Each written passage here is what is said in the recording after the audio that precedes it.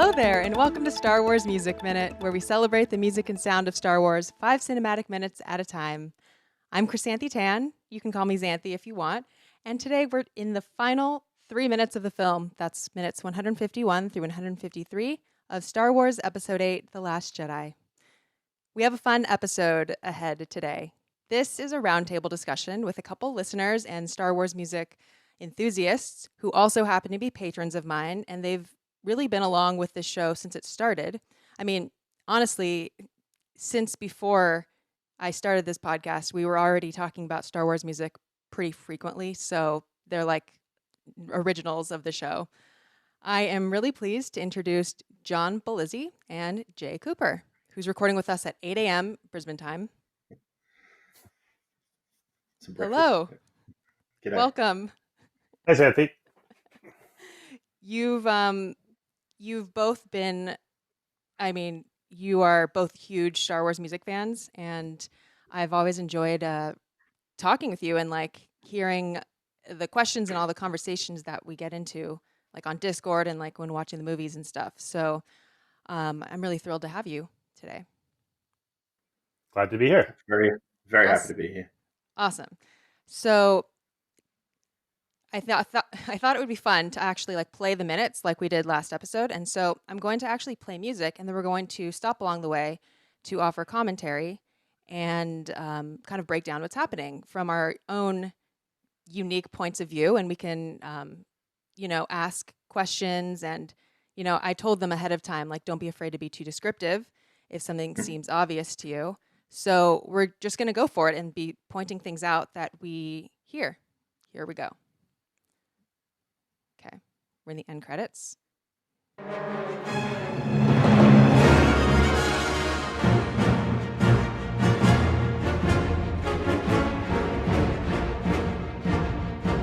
So I do love that they brought back this music for this movie. Yes. Because I don't think we've heard it since Jedi. I think you might be right. Yeah. I'm pretty sure, because I don't think it showed up anywhere in the prequels. So... yeah, you're correct. And it's one of those themes that I feel like everybody knows, because it just is coming from a very famous scene in the first movie. And it was cool to get that coming back in the Battle of Crate. And then I think this is possibly the first time this has ever been in the end credits either. So... and what John's referring to is the TIE fighter. I mean, it's like the TIE fighter attack motif. Right. Yeah, that one is like an instantly recognizable one, and I thought it was really exciting to hear it during the Battle of Crate too. Mm-hmm. Well, it's pure John Williams attack sort of music. Has the stabs and the you get this a lot. Like it shows up a little bit in the throne room attack. It's very similar kind of music. Oh, you mean because of like all the accents and stuff? The accents that he puts in, it's very John Williams. Yeah, that's true. That's a good point, because like the accents, like the stabs, as Jay called them, they kind of like rhythmically, I don't know, they like throw me off a little bit, like in a good way, kind of, I don't know, like how I feel when I'm in a plane or something. Well, we're going to hear this a few more times, so I guess I will just keep playing. Rebel fanfare.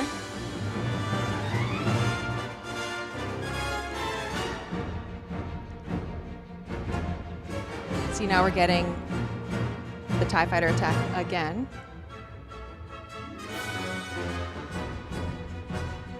And so we just went up the half step there, which I don't remember that happening when they, in the Battle of Crate part. Do you mean, let's hear it again.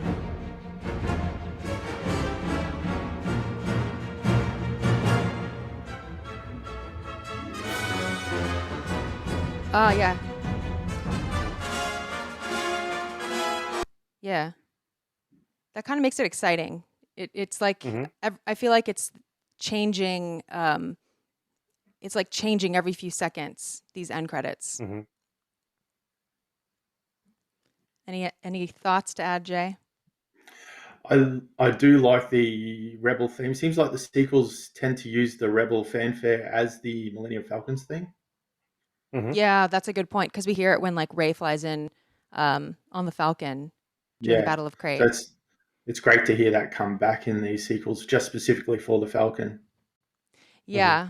And for those of us who have been to Disneyland, uh, we've also heard that a ton on Star Tours, I believe. Mhm. I wish. Well, and One day. there was an arcade game back in it must have been the 80s. The Star Wars arcade game with the Death Star attack had a lot of the TIE Fighter music in it as well. And so that's something that Really? it always reminds me of. Yep. So was it like 8-bit or some or that was the thing, I right? mean, sort of. Yeah, it was definitely not, you know, the full orchestral recording. I feel like that would work really well for a video game because the rhythm kind of gives it like the accents kind of give it a clear rhythm, so it fills in. You can fill in a lot of gaps Hmm. with a relatively small amount of. Hmm. Yeah, there's a YouTube video. I wish I wrote it down, where a guy does an 8-bit version of the ending of the Last Jedi, and along What? with the 8-bit video game graphics, he's done the 8-bit soundtrack to go along with it, and it sounds pretty amazing. That's really cool. Okay, well if you find that, send that to me so I can put Yeah, it I'll in the send show you the notes. link. Yeah, that's really awesome. So, let us keep listening, and then like if we have more global thoughts, like we can always go back again. Oops, this is where we went.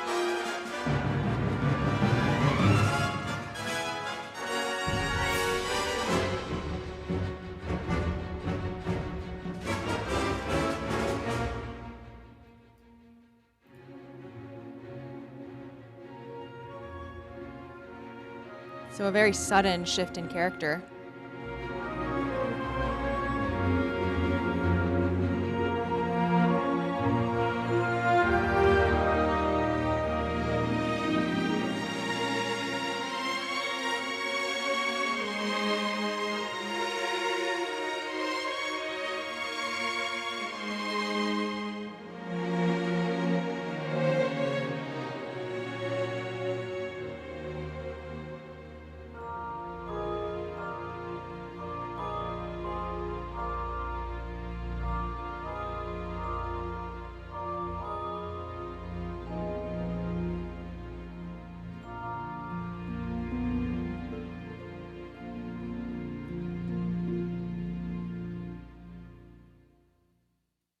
I really like the way the chimes resolved at the end of that in a different way than they usually do. Ah, say more. So, usually that part of the theme just kind of, da da da da da da da. And this one, you know, slowed down and then da da da da da da da. I think I Something know what like you mean. that Yeah, yeah. anyway. Yeah, Mhm. so let me play the beginning of this.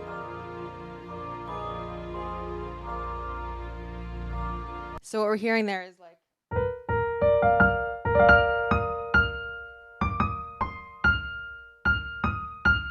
so normally you would expect like I don't know. But it goes like yeah, right?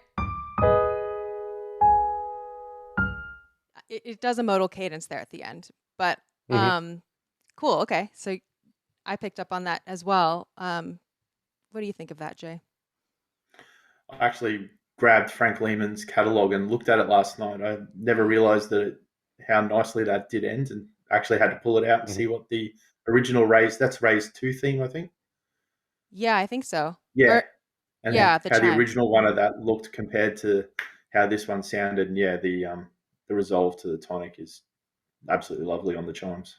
Yeah, it's I feel like the end of the credits here are so mysterious. The celeste reminds me also of like the final scene before the credits with Broom Boy. Um, Okay. Mhm. this sort of do do do do do do uh thing when he looks out at the stars. Um, I think I would love to know like what John Williams was sort of thinking there, and I would also love to know like how many people stayed to the end of the credits. Did you all stay to the end of the credits when you saw this? Yep. Mhm. Okay, me too. Yeah, the credit soundtrack is the best. Some of the best part of the movie sometimes. Yeah, absolutely. Yeah. I Okay. think it's really interesting though, because I feel like in the original trilogy, the credits always ended very loud and brassy and a lot of timpani. And then I think the Phantom Menace was maybe the first one that had a much quieter, slower ending like this one. Hmm. And that was the one that at the very end, after the music faded, they had the Darth Vader breathing come in. Mm. So, there was obviously a reason that they did that, because they wanted to kind of tease that. Was But it like that in theaters? I don't remember when I saw that. The Phantom Menace. that's what I remember anyway. That's Yeah. amazing. hmm But I think that's an interesting, yeah. I mean, whether that's all John Williams or that's a director's choice, how to wind it up. Because I feel like if you go through and listen to the end credits, about half of them end very loud and triumphant, and then several of them end more like this, where it's kind of a softer, like you said, more mysterious kind of ending. Yeah, I feel like the ending to me feels like being placed onto like a soft cloud or something. hmm I don't know how else to describe it. I can't actually remember like now the endings of every movie and how all of them end, but I do agree with Jay that like sometimes the end credits, I mean the music in them um is really interesting and we get a lot of developed material sometimes that wasn't in the hmm film even. Yep. Well, a And lot of the it's just credits like for go the ahead. credits for Empire were what really got me into really listening to music scores. When I was younger, you'd let the VHS play all the way through, and then the end credits, and that'd sort of be sitting there in the background. You think, "Oh, this is actually lovely. I love listening to this." hmm Yeah, The end credits to Empire it's are always amazing. yeah, well, because there's so many good new themes introduced in that movie. yeah. I mean, that's Yeah. probably, if you take one score from one of the 9 movies, that's probably the one that's just got the most iconic themes that originated from that one. Yeah. Mm, yeah. And in terms of like this one ending with Ray's chimes theme, which I feel like is not one that we hear as much in this movie. I don't know. hmm That's the sense I get at least. I feel like we normally hear doo dee dee dee dee dee, at least in this film. And the chimes, yeah, I don't know. I all I can say is like I think the ending there is lovely, and the cadence there is a little bit surprising in a delightful way. So, I am glad that we all got to see the credits Yeah. because not everyone does, and you know. But with Star Wars, maybe we do. Hmm. Um, there's a lot of interesting like string work happening, or like different instruments are sort of coming in and adding a different character, and you can hear like in the difference between the fanfare and the TIE fighter attack, like that different instruments sort of take the lead. And I know both of you play instruments, right? hmm Yeah, okay. And like here TIE fighter, very brass heavy. Fanfare is pretty much always brass heavy.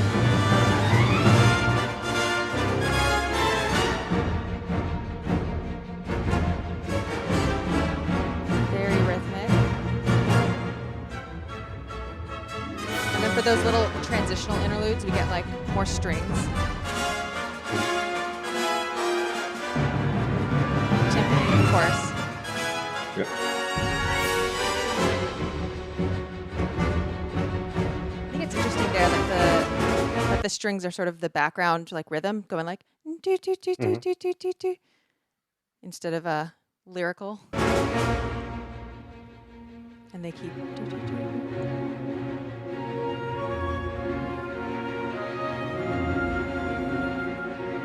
Ray and woodwinds. I love the flute there. Yeah. It's so fitting for Ray's theme.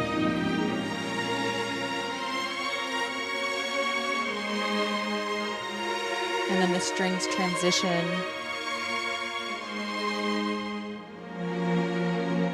jumping down the octave, and then letting the cellist take over. I love the end of it. Okay, that final.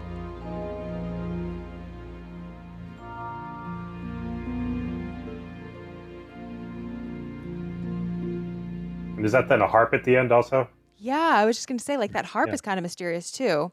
I mean, it kind of like, you think it's over, but then the harp is like the after party, still plucking away a little bit with some like flatted notes there. Yeah, so thanks for doing that listen through with me. It was fun to do that. Don't forget, in these parts of the credits, we had the 2 credits for the songs. Yeah. The Long Goodnight and the Brazil one. Yep. Long Goodbye and Brazil, both of which were used in the Canto Bight scene. So, is there any other Star Wars movie with credits, song credits? I actually don't think so. I don't think so either. No. Yeah. So it was weird to see that at the end. Yeah. I don't remember like what I thought of it. Like it was new information to me somehow, doing this podcast, that John Williams was like covering himself there. And so, yeah, in the Canto Bight scene, John Williams himself is playing piano. He's playing The Long Goodbye, which is a film that he scored, and Rian Johnson wanted him to do like a little quote of that. It's actually interesting. Like, I haven't seen the film. Jay, I know you've seen the film, but apparently that song that we hear in the Canto Bight scene being covered, like the whole point of the movie is like, I don't know, that song keeps getting played by different people. So that song is everywhere. It's doorbells, it's on the radio, it's the underscore, it's everywhere in that film. Yeah. Yeah. So now it's also in The Last Jedi, and I feel like that was a really fitting reference. Just one more iteration of that song. And it's funny because if you go to the soundtrack for that film, The Long Goodbye, it's just like the whole soundtrack is just that song performed by different artists. Yeah. They'll have to do a bonus version with John Williams's Last Jedi version. All right. So now that we have gone through minutes 151 through 153 of The Last Jedi, I thought it'd be a good idea to just talk about the film as a whole and our journey as Last Jedi viewers, listeners, fans, Star Wars people. So what were your first impressions of The Last Jedi, the music in it, if you remember? We'll start with John. I mean, with any new Star Wars movie, there's always just kind of the emotional hit that you get when it starts, right? And you get the fanfare right at the beginning. And so the thing that I remember noticing at the very beginning is when the opening crawl ends and we transition out of that, there's that little piccolo melody that I think Frank Lehman calls it Starry Night. And that was from A New Hope. And this was the first time I think that came back. And so I remember picking that up because I've listened to, the Star Wars soundtrack, I don't know how many times, and thinking, okay, that's, that kind of got me excited in a strange way, because there's all different sorts of transitions out of the credits to whatever the opening, or out of the crawl to whatever the opening scene is in every movie. That was the first one that it kind of brought me back to the original one. That's such a good point. In general, yeah. I mean, I felt like there were a lot more references to original trilogy themes in this one than there have been in a while. I mean, we talked about the TIE Fighter one already, but also Leia's theme is so all over the place in this movie, which I'm not even sure that her original theme showed up in Empire or Jedi. I think her original theme was just in Star Wars and at the end of Revenge of the Sith, if I recall. And it's probably in this movie more than any of the others. I know that Luke and Leia, we definitely have not heard since Return of the Jedi. Right. But yeah, I feel like that's not a theme that's just thrown around like randomly. I mean, I will say that like I thought it was very like relevant. Like I it would have been maybe weird if Leia's theme was everywhere in the prequels. But Sure. I don't know if I feel like I don't know. Have I had this discussion yet? But it was like, why wasn't Leia's theme, or why weren't Luke and Leia's theme playing when the twins were born in Revenge of the Sith? And I don't know. What do you make of that? I don't know. I mean, I'm trying to remember that scene and remember, it was a pretty short scene when they were both together, as I recall. A pretty So depressing scene. Yeah, Not really a that happy. I don't remember anything about the music for that scene. Honestly, like I remember later on they play her theme when they show her on Alderaan with the Organas. But yeah, at the scene they're born, I don't know, but that it would have made sense there. What about you, Jay? Do you have any thoughts I on that? barely remember it. Isn't the underscore there very quiet from memory? Probably. I don't know. I have to wait till Yeah, I do that movie. But I it's feel so like long. hearing the beautiful Luke and Leia's theme there would have been like, read the room, Too, John Williams. uh, too on the nose. yeah, and also a little bit more. I feel like the emotional like weight of that moment probably was the stuff happening with Anakin and Padme. Yeah. There's a lot of drama already. So did you walk out of the movie like feeling positive about the music of The Last Jedi? And how about the film in general? Oh, I loved it. Yeah, I Oh, mean, I feel like, um, yeah, it took a while for a lot of the new themes from this movie to kind of sink in. I don't mm, really think I caught a lot of them the first viewing, mm. and I appreciate them a lot more after this podcast than I did even before that. What Um, about you, Jay? Did you notice any of the new themes your first watch? No. So we go to the midnight session on the Wednesday night before it's released every time, and so it's full of you got fans everywhere, all dressed up. It's in the middle of the city, and there's so much, especially this movie, so much emotion going through this entire movie that by the time you get to the end of it, you're just drained. hmm. And so, not very much stuck with me. Rose's theme stuck with me Mm. more than anything else. I think it was just because it was so prevalent in the movie. It See, really, really was. Yeah. I I think that's really interesting because I feel like I missed Rose's theme the first couple times through, and I didn't really listen to it a lot until this podcast actually, um, You're because not the I only feel like one. now that I know it, now that I hear it, yeah, you're right, it's all over the place through the movie, but I Yeah. feel like for whatever reason, it sounds very John Williams. Like if you take it in isolation, take it out of Star Wars, if you played it for me, I would say I know that's definitely John Williams. I wouldn't have necessarily picked it out of being in The Last Jedi, before I went back and listened to the soundtrack a few times. But it reminds me, and I've been thinking about this. It reminds me of something else, some non Star Mm, Wars John Williams score, and I've been having trouble figuring out. It's that a little bit, reminds me a little bit of ET. Some hmm other things that he did in the '80s. There's something about it. I'm not sure what it is. hmm Um, That's a very it's fair assessment. it,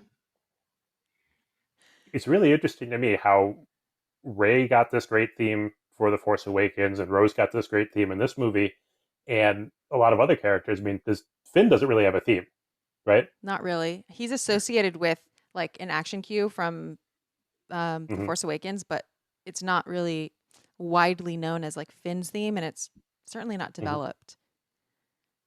And Poe, I didn't realize Poe had a theme until you pointed it out I on didn't another notice episode, until and I so did this show yeah. either. Like Yeah. Poe's theme Uh-huh. missed me when I watched this movie straight up. Because I wonder, I remember hearing, that John Williams in particular did really like Rose and like Ray and gave them really nice themes, but I wonder how much of that is just him or some of that coming from the director and the producers as well, in terms of which characters get, a little bit more musical development. Yeah, I'm super curious too.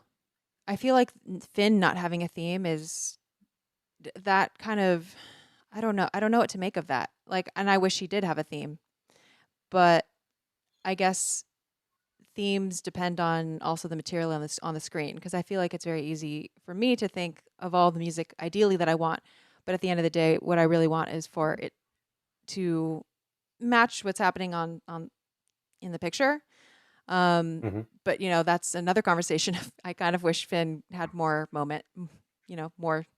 more time. I personally think Finn should have had more time to shine in the movies.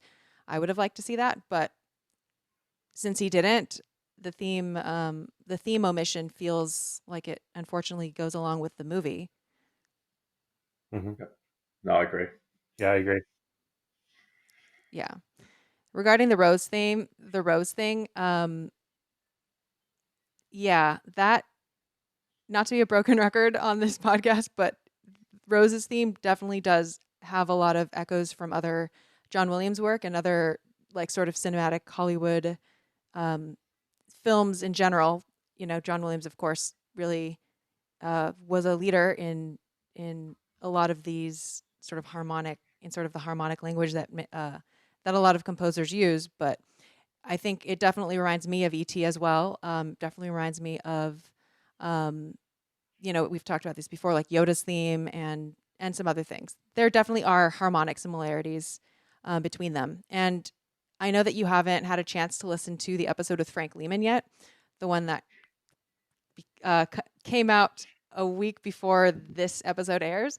But in that we sort of touch upon this aesthetic, this musical aesthetic, aesthetic that he calls wonderment. And Rose's theme has that. And so does Yoda's.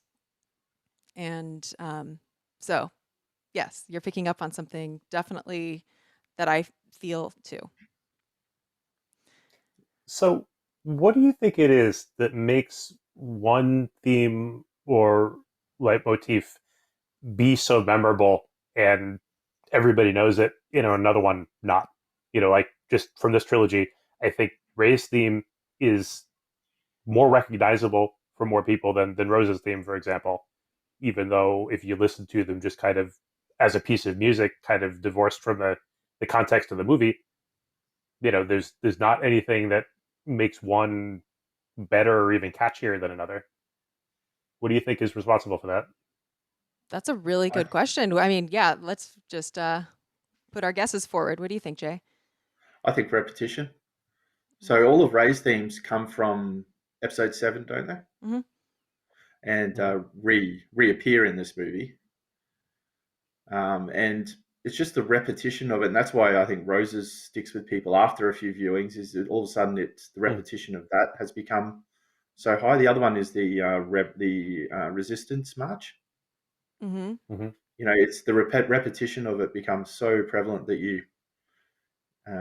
it sticks in your head a lot more. And I think especially Rey's, because it was all through the first movie and through a whole lot of this movie, that people remember it a lot more.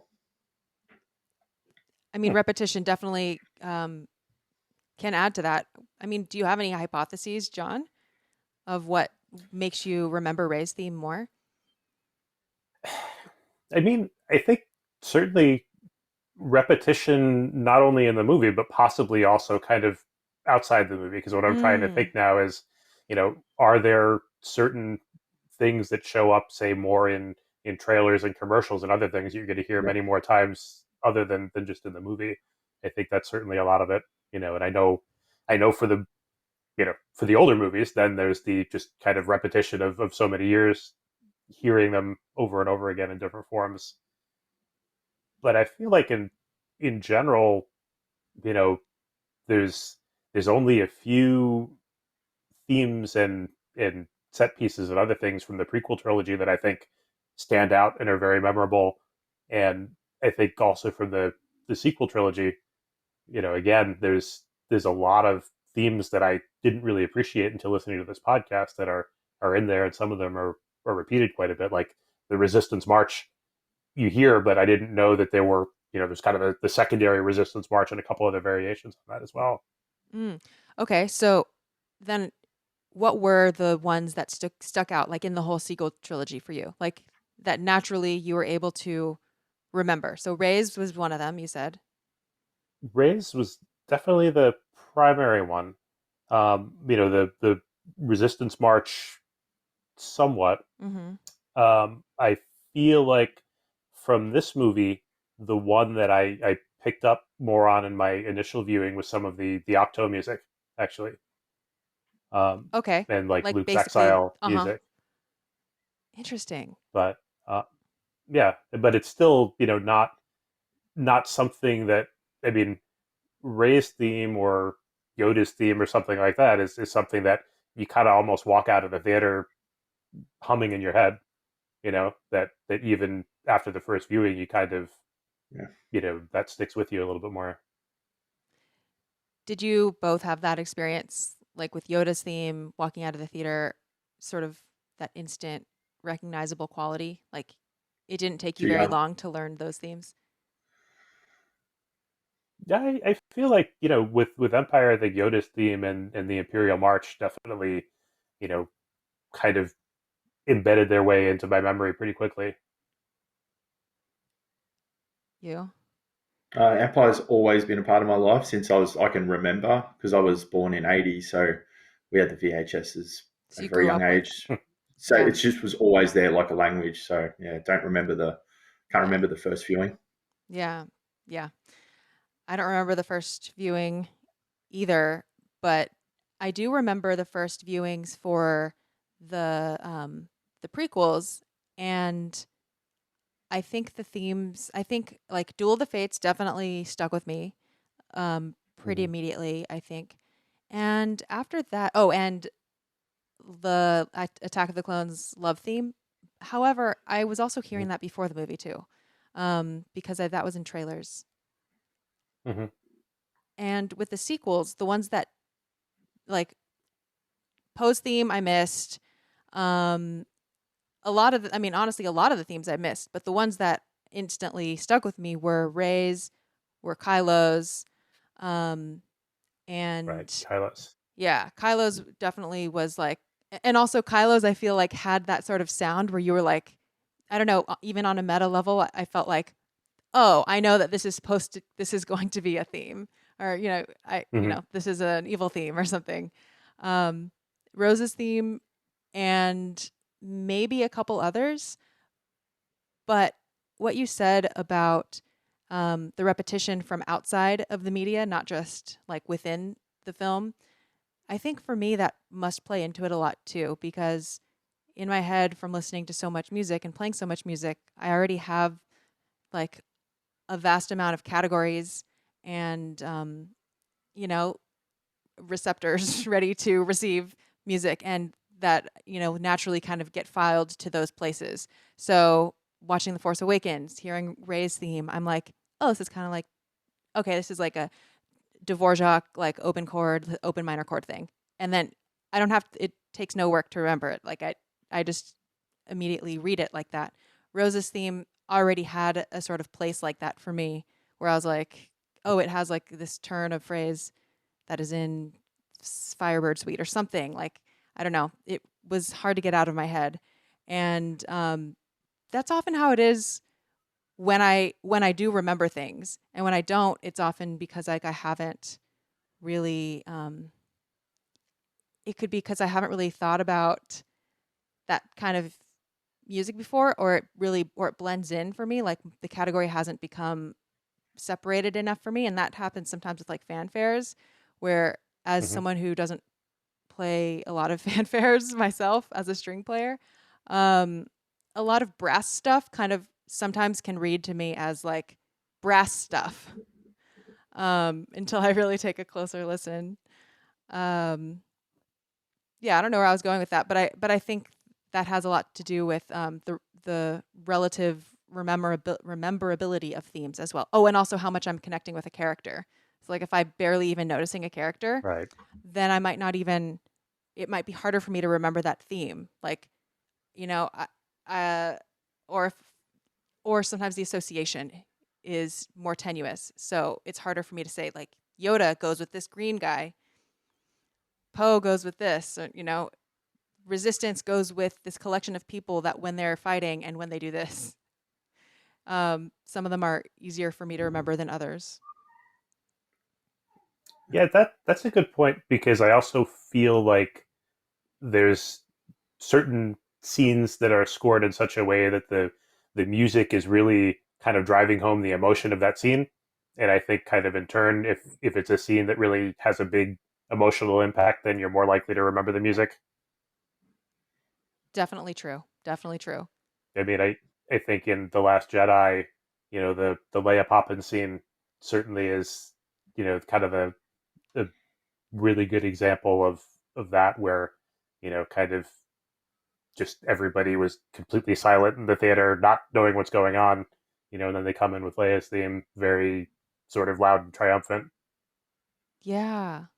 What were your moments like that, Jay? Like watching this film of where you just are completely enthralled in the music and the action and just what you're hearing? The everything from the throne room onwards, Mm. Nice. from the fight in Snoke's boudoir onwards, sort of thing. That music um, held me right there. That particularly the bit for everything from where Snoke started talking to Rey and Kylo, right up to the presentation of, I think it was the Force theme, just after Snoke gets cut in half. That Yes. little sequence there just stuck with me completely. Oh, I just got chills. That Yeah, the the music, that scene, that whole scene is just like choreographed yeah, so perfectly. amazingly. With the fight and with the music and with the sound design. Yeah. It's so exciting. And I remember the feeling of being really excited there and being Hmm. like just completely, I don't know, this feeling of glee. Like I have no idea what's going to happen. Yeah. They're fighting together. Is this really happening? Like pinching myself almost. And to kick it off with But the that, Force theme just really cemented yeah. it home for Gosh. everyone.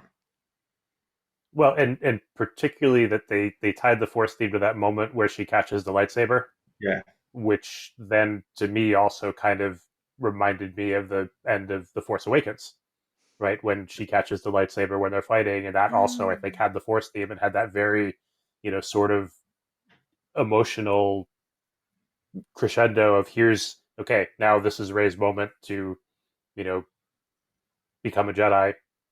Yeah, like yeah, I stepping up to feel the like, plate. yeah, Oh. yeah, those are definitely two powerful scenes. yeah. Wow, Jay, you must have a very like exciting like third act experience. I Everything from then on, it's very I was on the edge of my seat the whole time, and the whole cinema's screaming, and it's fantastic. It's one of those cinematic moments that you don't come about all that often. oh, yeah, Yeah, very fond memories. I would have to say that for me, those moments would be when Luke and like the whole crate part when Luke comes in. That part is just yeah, with Hmm. Luke and Leia. Yeah, I just sort of lose it there, and also the whole ending of this movie too. um, especially the Luke stuff, especially Luke as he's taking his last stand and the fight with Kylo and um, just sort of the rawness of it. It really and like the calm presence of Luke and Luke's music there just really are just so striking for me. Um, yeah, I mean, I love this movie so much. This is such a great Luke Skywalker movie, yeah, because his character has so much more depth to it now after this movie and the other sequel movies, and kind of trying to fill in the gaps and see what his overall story arc was. When the original movies came out, I was a kid, and so like I identified with Luke Skywalker as a kid, and then seeing this movie in particular, where he's older, he's been through a lot of things, he's very kind of jaded and dejected, but he's had all these life experiences, and as somebody who teaches, somebody watching Luke kind of confronting his failures as a mentor, and his struggles with Kylo and Rey, just it's a completely different way to identify with a character at a completely different stage in his life and his character development. And I love seeing that. Hmm. What about you, Jay? Um, the I actually have to thank Steele Saunders for Mm. giving me some validity to my feelings after this movie. I came out of it just on that absolute high. The music, the whole cinematography, it's just such a beautiful movie. And then all of a sudden you hear all this negativity towards it. And just Mm-hmm. Steele coming out and putting out that video he did after seeing it just really gave some validity to my feelings post Last Jedi. Like made you feel less alone, like in Yeah, that I was right in how I'm feeling. This is a good movie. shout out to Mm-hmm. Steele. Yeah, I should get him as a guest one day. Yeah. yeah, Steele, if you're listening to this. I think I think, did he post that as a podcast too? Was it like a really long podcast? I don't know. I feel like yeah. I It may was have heard that a. too. I think it was a podcast. It was with no, with his missus and some friends after seeing it, Yeah. possibly Um, in California. I think I was actually completely surprised by the reception of the movie afterward. I sort of felt like I guess I was surprised to see the backlash. I mean, in retrospect, I guess I'm not, but at the time, it did surprise me. Like if someone would have told me that they didn't like it, and for the reasons that they didn't, that a lot of people don't like it, um, I wouldn't have been able to predict that. But Yeah, I feel like Luke grew as a character, as I hope that like real humans in real life do too. Hopefully, are not as naive as they were when they were 20, or however Mm-hmm. yeah, old Luke was. I have to also say I appreciate that Luke, I feel like really gets funny in this movie. Like I feel like he Mm-hmm. has more fun. Some of those moments with he and Ray um, are just hilarious to me. Like when she's being trained, like when he's training her, um, Mm-hmm. and just letting her keep talking and kind of hitting her with the on the hand with the yeah, yeah. It's funny. All right. So, oh, my next question is, what are some music and sound things that you've learned or gained more appreciation for over the course of the podcast this season, or just, in the last 6 months doing some rewatches of the movie?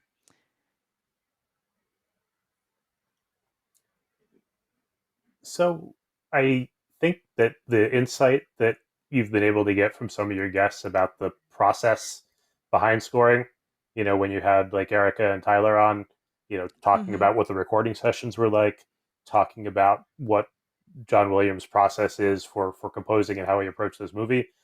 I found that very interesting because I've always every time I've seen the Star Wars movie or listened to a soundtrack, I can't I can't comprehend how one goes about writing a piece of music like that, and so kind of understanding a little bit about what that was like for this movie was a lot of fun. Mm. How does that make you feel, like Jay, as a composer and musician yourself? Did the process ever feel daunting to you, like growing up? Or for me, it did. It felt always. completely mysterious to me. Growing up, I Yeah, was like, I don't know how that is made. How does that happen? growing up, I just couldn't do it, and it wasn't until I older and learnt a lot more about the processes, listened to interviews with people, that you realise it's not just notes appear in your head and you put them on this page. There's actually a process to it and work behind it. So, and Yeah. I know this season these two, like the Tyler, was it Tyler Hunt? Tyler Hunt, yeah. Yeah, that episode in particular, I got so much from that episode. He seems so knowledgeable. Just learning about steel pans on its own, but the whole Mm-hmm. process for that jazz sort of sequence that he was involved in was fantastic. Yeah, I'll have to pass that note on. Tyler Hunt was on episode 11, Steel Pans of Canto Bight, and he was the Yeah, steel pan drummer in the Canto Bight scene and on the track that's called Canto Bight. So he got to have like a, really big solo, like a really big feature in that track. And what was interesting about his experience, because I did talk with three different musicians from the score, um, Erica Duke Kirkpatrick, cellist, Lorenz Gama, violinist, and so they were both in the orchestra. But for the canto bite scene, the process, like the recording process, was actually completely different. It was like on a different day, and it was like, because it was source music and it was a different genre. That seemed like that was a really fun and interesting session to be part of, and definitely unlike the normal orchestral scoring session. So I got a lot out of that episode too. And honestly, I did not know that much about steel pans. Like the questions I was asking was like, no, literally, like, what does it look like? What does it look like? What is it? How many pans are there? Like, I learned so much from that too. So cool. Yeah, that was a great episode. The other one was the wind, learning about the wind noises with was it Justin, your friend Yes. Justin? Mhm. Yeah, Yep. yeah, learning about the wind noises and how they were created and all that sort of stuff. Yeah, Justin JLK Beret. That's him. Justin is also an educator, or in music and sound. So that was an episode, and I'll put all the links in the description. That was an episode 9, Colors of the Wind, and he was kind of demonstrating like how, just starting from like white noise, how you can shape the white noise with filters, which are like basically cutting off some of the frequencies, and that can make the wind sound more natural, sort of like it's going like there's a curve to it, because that gives more control over just, it's not like they can just record whatever wind is happening at the moment and just hope that it's the right shape. And those are some things that, I don't know, a lot of us don't really think about when we just hear wind in a movie. It just seems like the easy part, just, oh yeah, it's just wind. They just, got some wind. But of course, these things are often more intentional and more crafted than we realize they are. And in the case of The Last Jedi, I know that they definitely like did a lot of work shaping those sounds, making the wind sound a certain way and a certain shape. And mixing as a whole, that's a whole art. I know for me, I have a tiny little bit of music theory. I took one course in college, and I took piano lessons as a kid and guitar lessons as an adult. But it like my knowledge of music is a little bit more from the kind of pop and rock direction than classical or orchestral. But I found that there's a whole lot of knowledge that you dropped during this podcast on different specific terminology techniques that I found really interesting and made a lot of things click. Like I hear Neapolitan chords everywhere now, and I know what to call them. Mm, And cool. so I think that was really helpful and really interesting because you broke things down in a way that you didn't need to know a lot about it because you were providing examples of everything that you were describing. But um, yeah, that's something that I enjoyed a lot about this. Is it wasn't just about, oh, listen to this song, here's what instruments are playing, and here's what the movie is, but it's actually getting a little deeper into why it sounds the way that it does. Oh, well, I appreciate that. Um, I have to say that like one guest that really challenged me to find new ways to explain things and to I don't know, reframe things was Matt Berkey, who we all know Matt, and he's someone who, like, the questions that he was asking me. This was episode 14, chromatic fathiers, I think. The questions he was asking me were things that I took for granted in my explanations. But then, like, once he stopped me, like, I think he asked at some point, like, what chromatic meant. Um, and it made me think, like, that's actually a really freaking good question. Um, it's definitely worth like exploring what exactly these basics mean, because then once you know a little bit, you kind of start taking that knowledge like it's a given, and not only leaving some people behind, but also sometimes neglecting to challenge the value of framing something in that particular way to begin with. So yeah, I really learn a lot from my guests who are not musicians. um, so yeah, shout out to I Matt. actually I loved the way that you explained a chromatic scale I don't remember if it was Matt's episode or if it was Yeah, Alex's it was episode. Matt's episode. Yeah. It was Matt's episode. Okay. I said it was like when- picking when players you- for a team. Well, but That's right. you did that. But the one I'm thinking of is you talked about a color palette Yeah. at one point. Yeah. That was the chromaticism. And the thing that, maybe this is obvious and I had never thought about it before, but, thinking about, well, different colors are different wavelengths of light, basically, and different notes are different frequencies or wavelengths of sound. And so it makes kind of perfect sense to think about it that way. I had never really put that together. So that just clicked for me.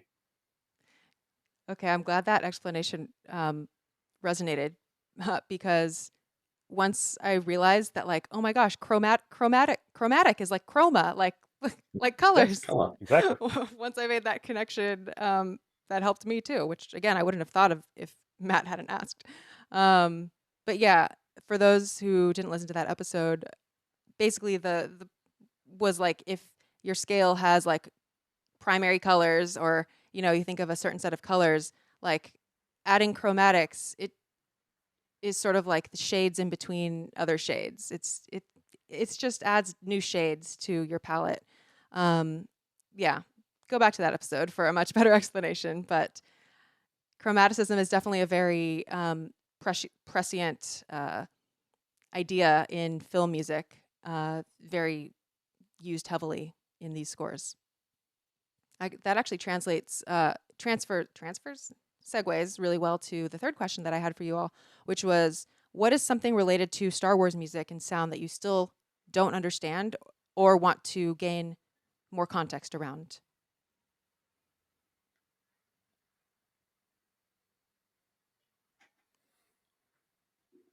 That was a hard question to answer. Yeah. That's all right. Yeah, because it's hard to know what you don't know.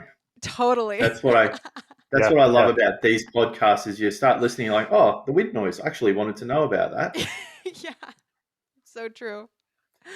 Yeah, even as I just read that question out loud, I was like, how would I even answer that? Because the answer is the thing I don't know yet. Yeah. I still find myself fascinated about process, because when you watch the movie at the end, what you're seeing on the screen and the sound effects and the ADR and the score, everything just meshes in such a way that I can't figure out how it gets put together in pieces. Like I imagine, because this is the only way it makes sense to me, that when Rian Johnson is writing the script and when the actors are on set, they have John Williams music in their head as they're performing, because I don't, the scene doesn't seem like it makes sense without that, almost. And so, how the collaboration works between, the different people responsible for different aspects of that is kind of fascinating to me. Like, do you mean like also the chain of command and like the order that things happen in? Because somewhat, sure. Okay. Yeah. Because obviously the actors don't get to hear the score as they're acting, but Sure. Still there are it's not like everything is done in one chunk with absolutely no communication as to what will happen. Yeah, I'm actually really interested in that too. It's also different for for every project, but there are some processes that are sort of standard. But okay, good to know. Good to know. Did you have any answers for that, Jay, or just sort of like anything that you don't know? I mean, I'll take any information I can get. Awesome. I mean, yeah. I mean, You're like a if you sponge. can interview John Williams and find out his entire process, that'd be wonderful. Okay, I'll get Yes. that on the books. That'd be great. I'll get that on the books. Yeah. That would actually be so fascinating. Since he writes it all by hand. That is, Yep. Mhm. yeah. There's got to But be he like gets so much bound that he into- can't even explain because And apparently he's got them all bound in leather books up on his shelf. And I want to. oh, yeah, what a dream. I know. What a dream. Okay. So One thing I thought of when I was trying to answer that question was just kind of wondering, what are future Star Wars movies going to be like if John Williams is not scoring them?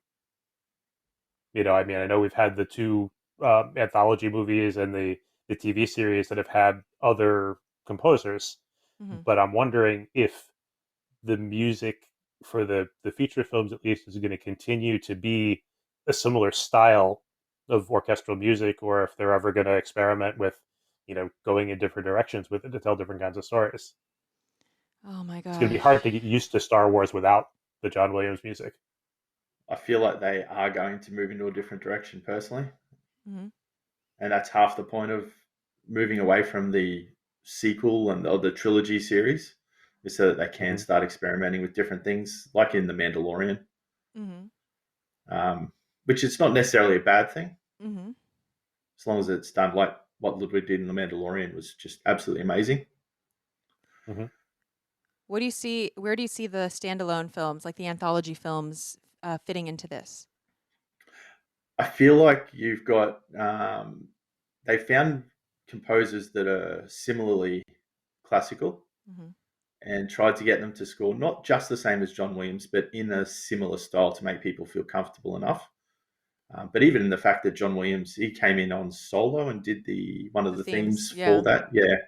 So they still got John into, hey, write us the themes, and then, who was it? John Debney, was Mm-hmm. it? John Yeah, Powell for Solo John and Powell, Giacchino for Rogue One. yeah. So John Powell or Giacchino, sorry, yeah. So yeah, he'd give him the themes, and then Giacchino go and write the rest of the score for Rogue One. Did that happen with Mm-hmm. Rogue One?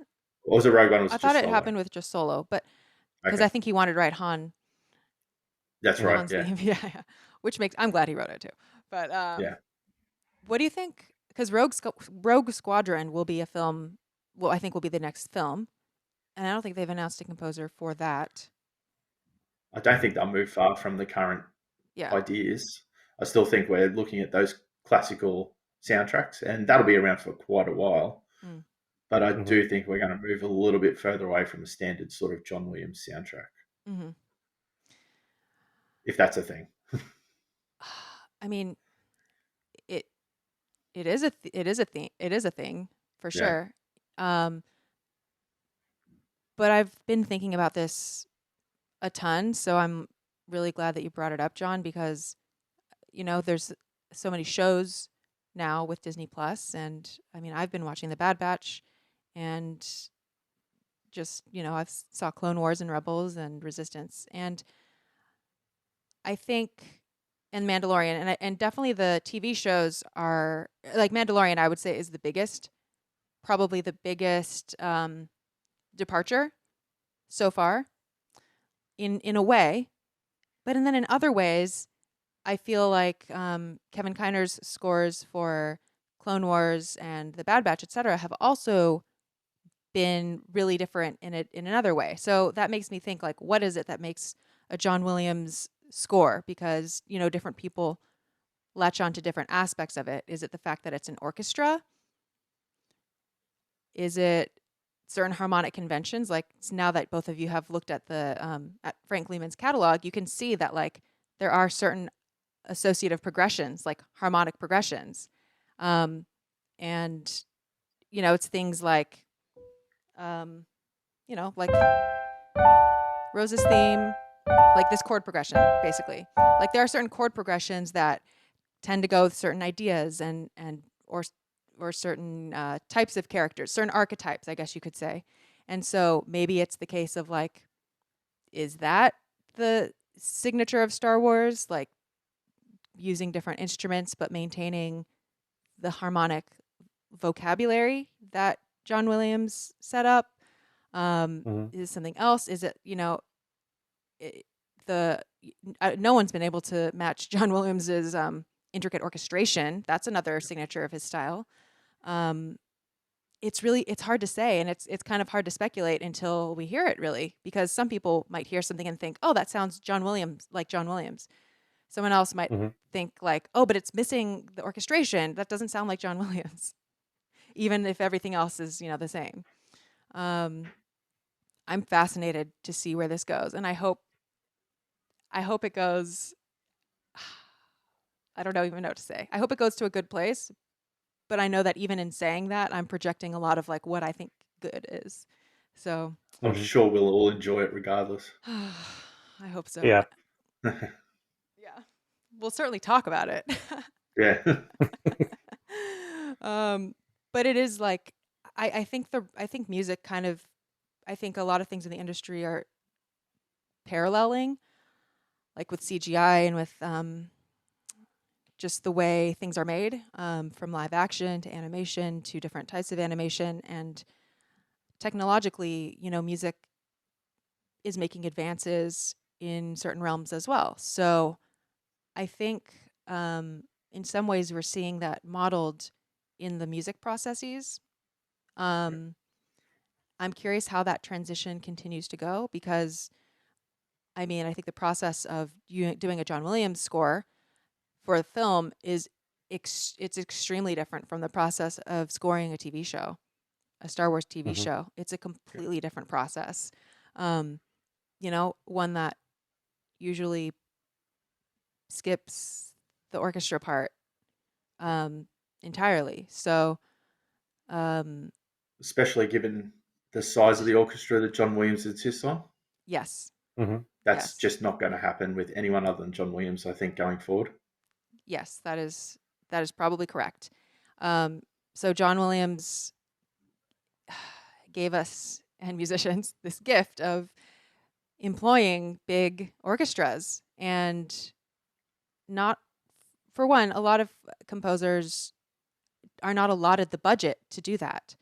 They're not given the budget to hire live musicians, and because also computers can also, they can do so much more convincingly. The need for live players is sometimes, it's sort of a question of like, do we really need that extra bit? Like, can we get away with basically the equivalent of like really good CGI?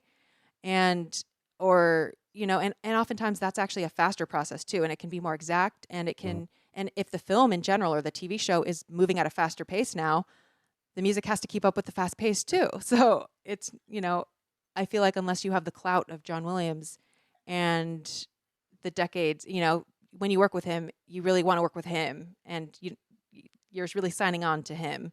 You're not going to be Mhm. like, John Williams, I want you, but do it in the style of Yeah. someone else, and we want you to use like the synth and only the synth.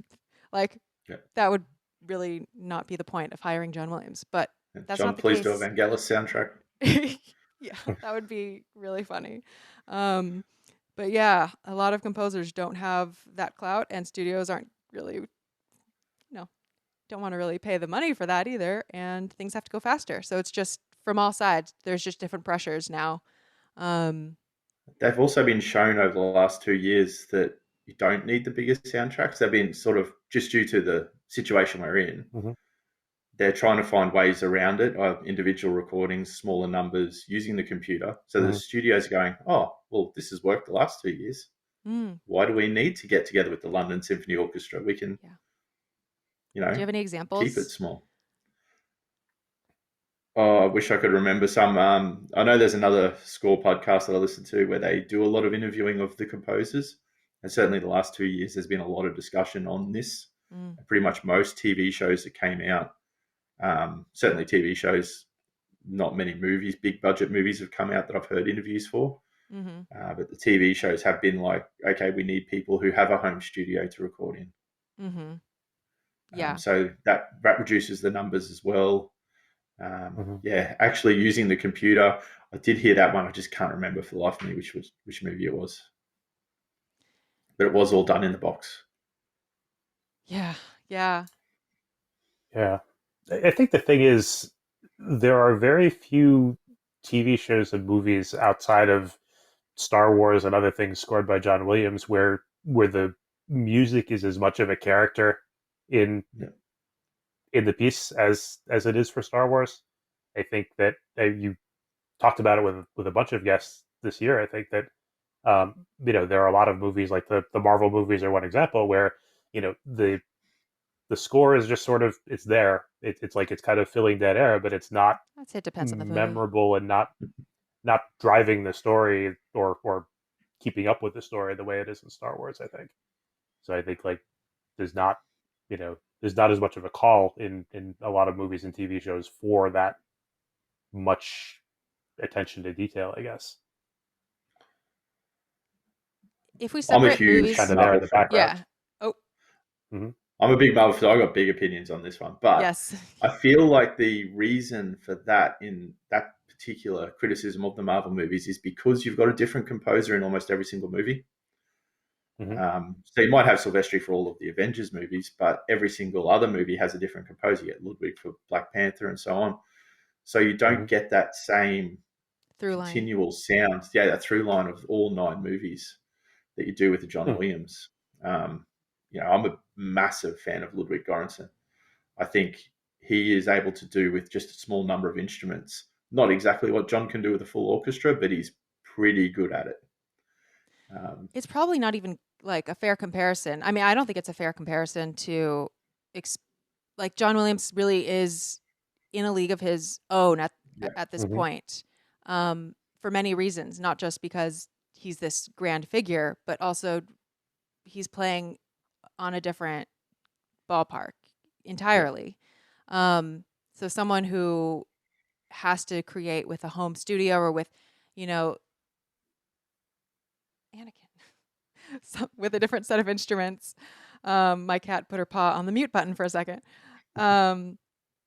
They are, they're just going to have to, they're going to make something completely different. In some ways, one could say objectively not worse, but like hitting fewer of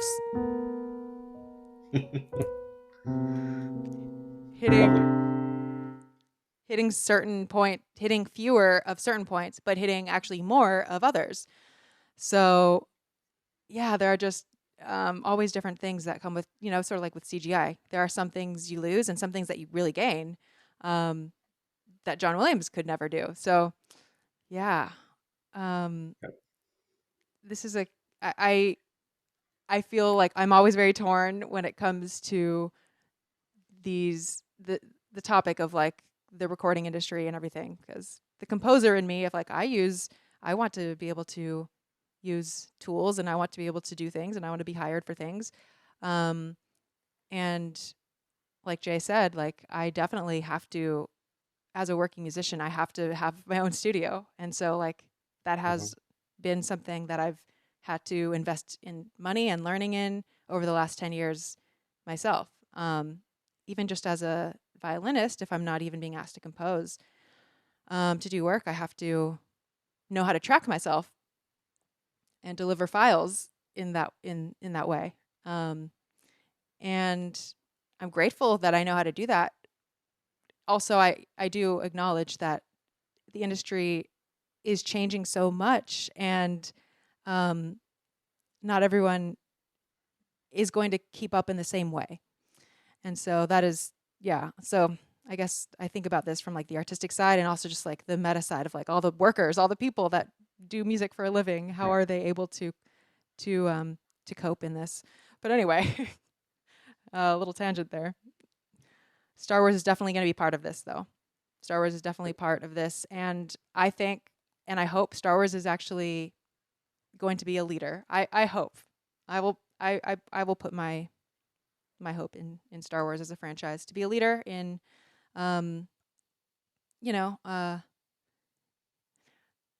compensating for creativity and encouraging new voices and taking risks.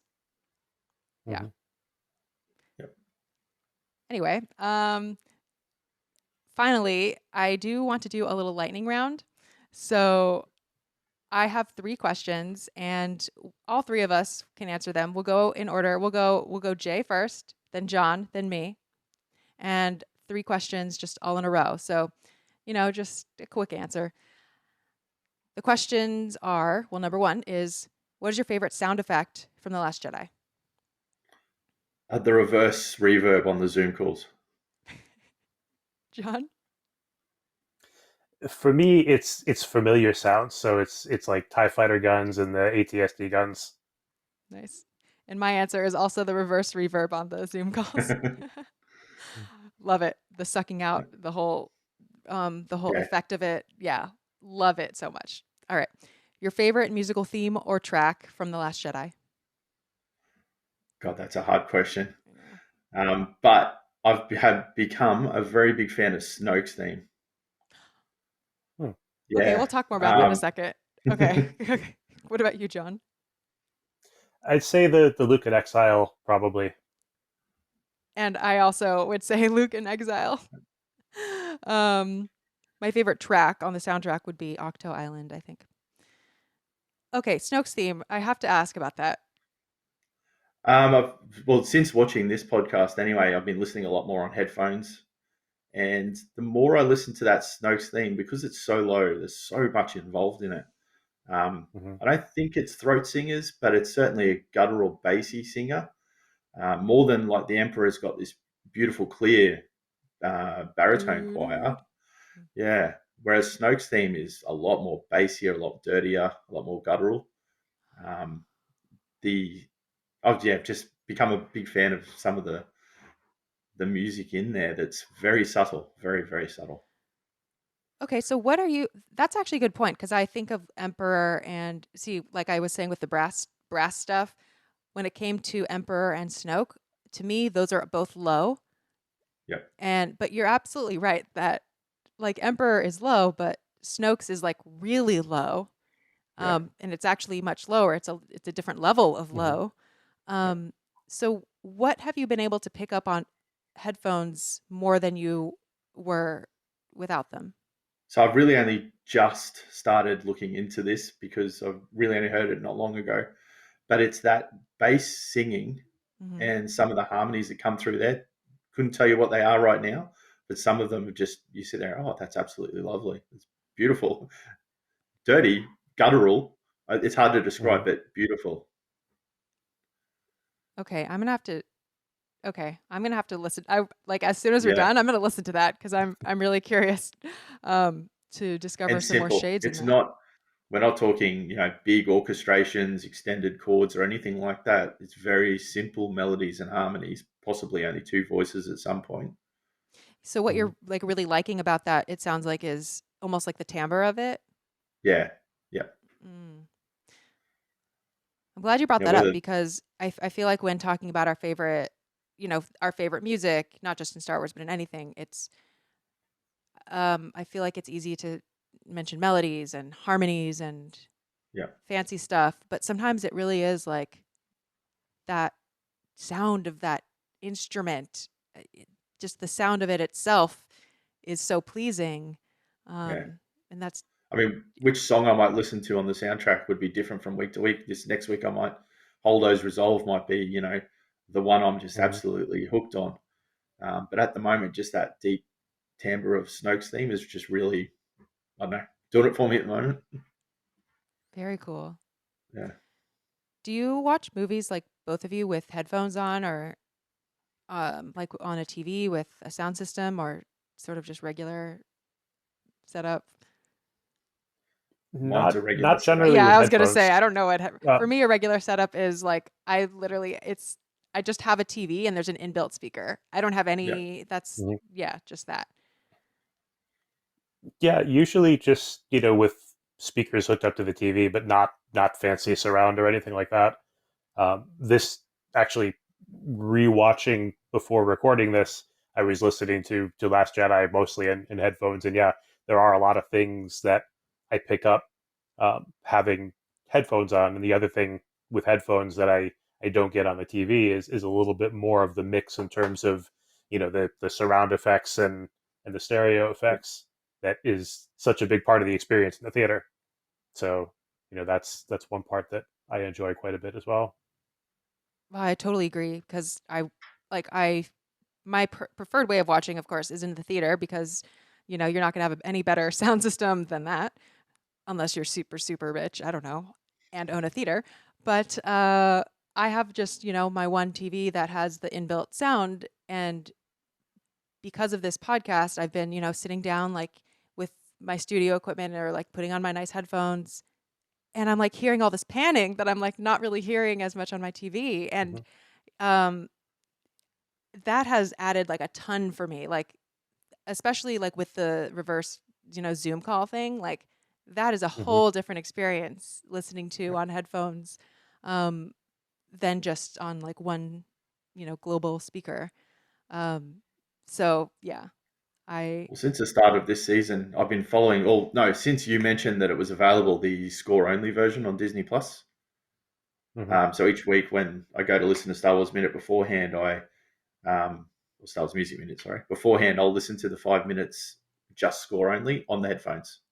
And yeah, oh you get so much more than you'd miss otherwise just on a normal TV. totally. Yeah. That's also a big part of the art, like figuring out Yeah. Mm-hmm. spatially where to place different sounds. So, yeah, if anyone listening has never done that, I think we are all encouraging you to do that. All right. So, my final question is, if you could encourage listeners to revisit one particular spot in The Last Jedi where you think the music and sound design are just working in perfect symbiosis, where would that be? What should they listen for? Well, I'm going to steal the easy one. It's Okay. from Snoke's boudoir, from the point where Kylo and Rey are facing him, right up to the end of the fight scene. Are there any particular like beats or So sounds? it's everything. Well, everything up until she grabs the lightsaber. So you start off with that throat singing that I was talking about with Snoke. Mm-hmm. Um, the sound is very deep. You've got that low drone almost of the engines the whole time over the top of it. Mm-hmm. Then it sort of goes into the build up, the crescendo almost until that Snoke's saying what he's seeing in Kylo's head. Then all of a sudden the Force theme comes in as she grabs the lightsaber.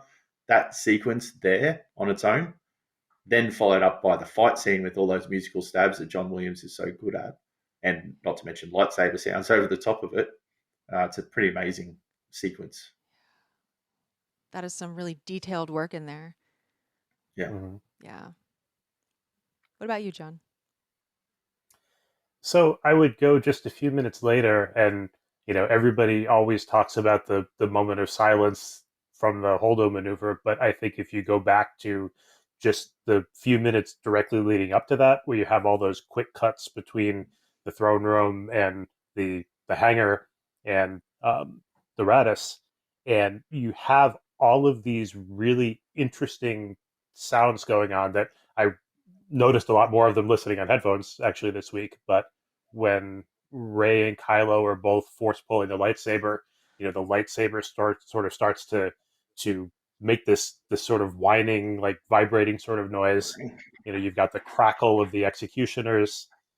You've got the sound of the ship getting ready to go to lightspeed, and so there are all these different sound elements from each of these different scenes that are all building tension at the same time the music is building up, and then you have that moment of silence that again, when I was rewatching it, I thought that lasts so long. Like I meant to go back and time it, because there's that point, even when you know it's going to happen, where it just still hangs and leaves you kind of right at the edge of your seat before that big sort of twang happens. It's just So over that's 3 minutes, I think, from memory. I remember looking at that when the episode was on because I love it. mhm. Yeah, I feel Not like to mention learning no part of that is teleological. yeah, teleological genesis. Yeah. Logical. Yeah. That was a bold choice to talk about on a podcast. Um that that whole sequence I feel like is so like no part of it is predictable there. Yeah. It's Mhm. definitely edge of the seat. So my answer for this would be all right. It's hard to narrow it down. When Rey is going through her training with her hand on the rock and she's like envisioning like she's like I see the island and there's life and there's this and there's that and she kind of goes through this list and the camera work is sort of it's like showing you different snippets of like it's showing you the skeletons and it's showing you like a time lapse of the flowers blooming and it's showing you like all these different things that she's feeling like the things that she's sensing on the island through the force and throughout that sequence um, there's just really quick like sound effects for each of them. And they're so simple. Like most of them are some variation of like like some sort of white noise, Yeah. but like I don't know for somehow like the different types of noises or faint screams, but like none of them are super overt. But just the way that the sounds are shaped, like you can really feel the emotion that is also being portrayed with the cinematography. I think that's like just such a beautiful sequence. Like I love forced training sequences in general. Like Luke, and Rey's are no different. Like I think she got really good ones on Octo with Luke, and yeah, love that. I'll I also thought you'd say pick Luke's music video. Luke's, yeah, and he deserves it. Yeah.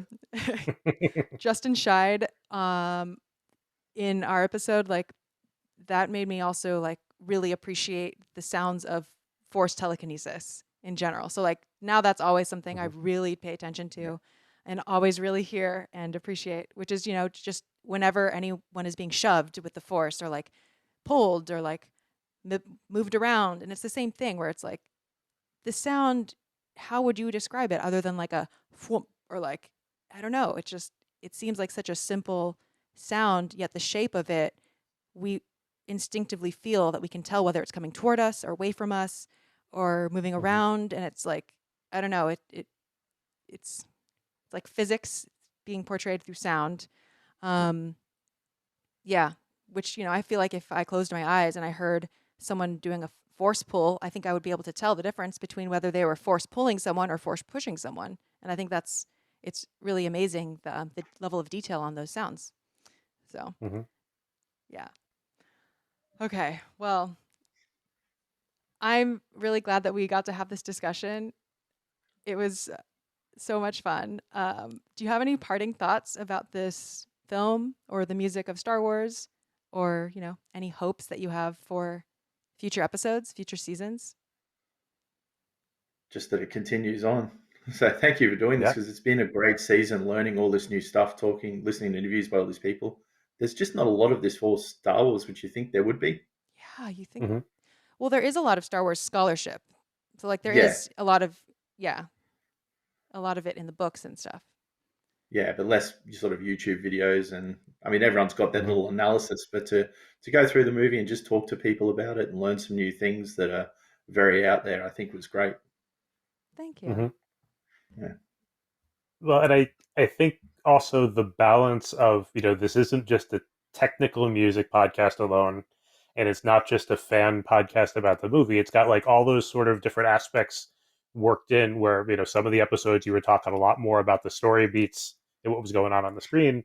Some of them were very much, you know, deconstructing what was going on in the music. And I find that, you know, much more interesting than a podcast that was just focusing on one or the other. So keep that part of it definitely going forward. Oh, will do. Will do. So it sounds like you both really like The Last Jedi, and both really Yeah. enjoy the music in it. If you had to name, like, what are your favorite, in general, in Star Wars, your favorite motif or track? I mean, Binary Sunset has to be the greatest part of a movie anywhere for soundtrack and visuals. I would say that's a great one, but for me, the thing that always hits home is right around the carbon freezing scene in Empire Strikes Back. Right. You know, that whole sort of sequence, because you have the very intense Han and Leia theme right at that moment, but then that also is right before kind of Luke coming into Cloud City and having a shootout with the stormtroopers that has kind of Yoda's theme playing in the background. So that's you know, probably the place that I come back to more than anything else. I love that. Okay. You like a lot of like build up to that, like almost like in transition moments of the music where a lot of, very Yeah, interesting. probably. Cool. Yeah. Both very solid choices. For me, I would also say Binary Sunset. That's definitely though it's so hard to pick. You know, as soon as you start playing another one, I'm like, oh, I want to. How come I can't Picking say your that favorite too? child. Yeah, exactly. Well, on that note, this brings us to the end of the Last Jedi season of Star Wars Music Minute. I really appreciate all the guests who have come on. Thank you so much, Jay. Thank you so much, John. And thank you to all the guests this whole season who have graced the podcast with their enthusiasm and new perspectives. Thank you so much to everyone who's listened, watched, and given feedback. Thank you to the godfathers of this show. They don't know that they're the godfathers. Hopefully, they don't mind me calling them that. Pete and Alex from Star Wars Minute. Definitely check out that show if you haven't already. Friends and the pioneers of the movies by minute format. I'm going to take a not really hiatus, very brief semi-hiatus from regular programming because I'm going to do some short bonus episodes over the next few weeks to specifically address some listener questions I've gotten over the season that I thought, do some short episodes to actually answer a lot of the questions that I've gotten because unfortunately I have barely chipped away at them, but there have been some really great ones. And I'm also going to, get started on the new season, which will probably debut in a few weeks' time. So yeah, in the next few weeks, we'll see. Maybe I'll try to set up a merch store or something so we can get some nerdy Star Wars Music Minute designs out in the world. The next season of the show, we will be going through the music and sound in Star Wars A New Hope, 5 cinematic minutes at a time. So this would be a great time to catch up on the movie if you want to start fresh, as if you already don't know the movie. But if you want to do another pass and think more about the music, this would be a good time for that because that is the next season. And then when Star Wars Minute comes back from their hiatus to do solo, I will also hop back on and do solo right after A New Hope. Anyway, I hope you're as excited as I am. I'm definitely excited to keep continuing the show because, well, Star Wars and music are the most important things in my life, probably. So, with that, I'm signing off, and I'll see you soon on Star Wars Music Minute.